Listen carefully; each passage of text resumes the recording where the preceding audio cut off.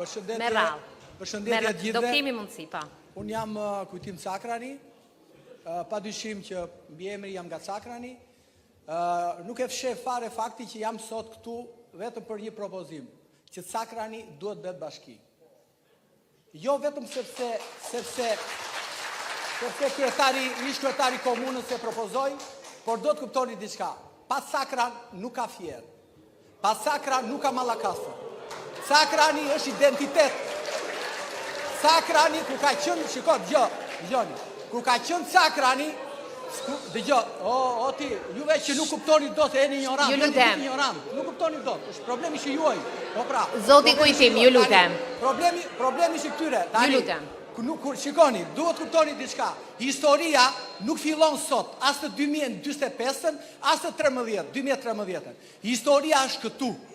Cakrani është identiteti kombëtar. Duhet ta kuptoni këtë gjë, që të bësh një reformë administrative, duhet të merret parasysh historia. Okay. Dhe pse historia është këtu. Dhe askush nga ju nuk e dini çfarë do të thotë histori. Sepse Cakrani ka quajtur që në kohën e perandorisë osmane Republika e Cakrani dhe ka pasur një arsye pse. Sepse Cakrani sot që ne po flasim është janë krajinat më të pasura nga pikpamja ekonomike. Dhe ku shkojnë të gjitha këto burime natyrore që ka Cakrani? Kalon lumbi Vjosa aty. Dhe sot qytetet më të mrekullueshme të Europës që këta me paratë e vjedhura të korrupsionit shkojnë i vizitojnë, këta shkojnë i vizitojnë, na mburre dhe na bëjnë foto. Dhe ai lumi Vjosa që sot është parakombëtar është Cakrani, dini apo se dini? Dhe Cakrani, dëgjoni, unë e kuptoj, shiko, unë e kuptoj që këta nuk... Ju lutem fokusoni tek argumentat, Më lini të flas, se unë si llogaris fare dhe atë thonë. Ju lutem fokusoni tek argumentat. Problemi është që unë jam këtu për t'u thënë dhe të gjithë atyre që nëse duan të bëjnë një reformë territoriale, funksionale, identitare, historike, gjeografike, padyshim do të merren të bazë të gjithë faktorët. Faktori kryesor, padyshim, që është faktori gjeografik, është faktori ekonomik, është dhe faktori historik. Më thoni mua ju, çfarë historie ka Roskoveci? Jo, ju lutem. Çfarë historie ka? Ju lutem. Çfarë historie ka? Ju lutem.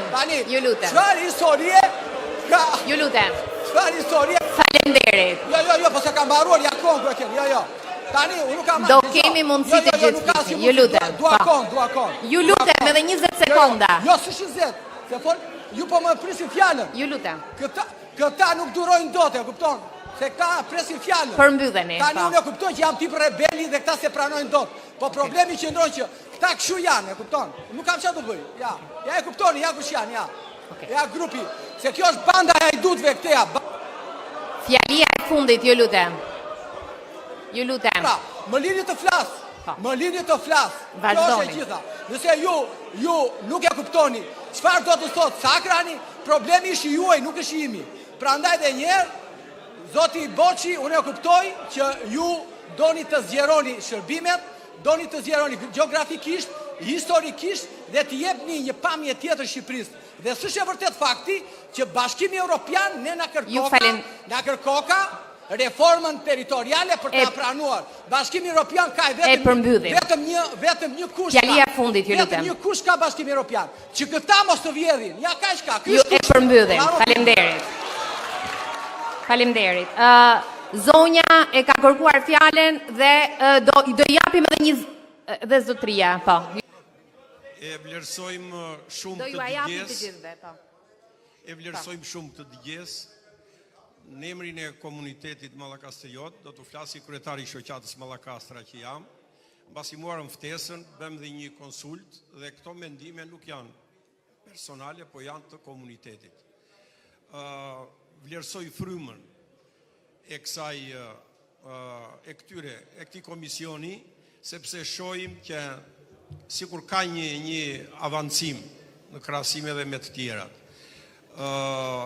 Në radhë parë ne vlerësojmë reformën e 2015-ës, edhe themi që ka rritjet me të vërtet serioze, por ka vend për përmirësime dhe unë nuk do ta konsideronja këtë një reformë të re, po do thoshja që të përmirësojmë ato gjëra që nuk kanë dhënë efektin e duhur.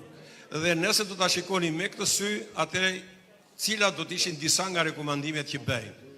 Disa nga rekomandimet që bëjmë është, e para, ne vlerësojmë që siç po bëni këtë dëgjes me komunitetet edhe me shoqata e tjera, do vlerësonja shumë që të bëni një dëgjes vetëm me historian dhe gjeograf nga më të mirët e Shqipërisë. Pra, ti merrni dhe të bisedoni me ta, si kanë qenë krahinat tona, edhe pse kanë patur, domethënë, një ndarje etno-kulturore të tillë, bie fjala Mallakastra. Dhe nëse do të thelloheni në të, jam i bindur pastaj që do të mbrinin disa konkluzione dhe ato konkluzione do të çojnë në atë që nuk do mendohet thjesht dhe vetëm se çfarë voton një fshat e çfarë voton tjetri edhe pastaj çoje këtë fshat me filan bashki sepse kemi pak vota ndeja edhe të rregullojmë votat këteja, pra kësaj do të jepet fund kësaj praktike. Edhe në këtë aspekt do ja thoshja, bie fjala krahina e Mallakastrës. Duam s'duam ta pranojmë, është një krahinë sot invalide.